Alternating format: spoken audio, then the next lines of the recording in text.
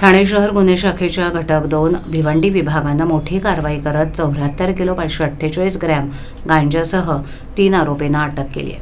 जप्त केलेल्या अंमली पदार्थांची बाजारभावातील किंमत तब्बल 37,37,400 रुपये इतकी आहे.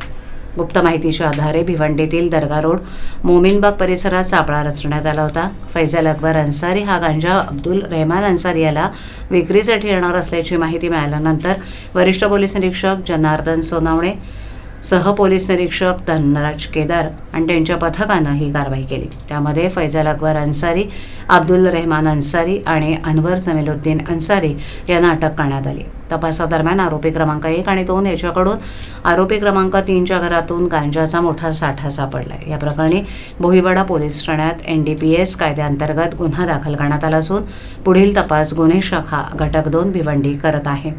ही कारवाई अप्पर पोलीस आयुक्त डॉक्टर पंजाबराव उगले, पोलीस उपायुक्त अमरसिंग जाधव आणि सहाय्यक पोलीस आयुक्त शेखर बागडे यांच्या मार्गदर्शनाखाली करण्यात आली. या कारवाईत पोलीस निरीक्षक श्रीराज माळी, रवींद्र पाटील, ASI सुधाकर चौधरी, पोलीस हवालदार सुदेश घाग, प्रकाश पाटील, राजेश गावडे, निलेश बोरसे, अनुष्का पाटील, अमोल इंगळे, भावेश घरत, चालक रवींद्र साळुंके यांचा मोलाचा सहभाग होता.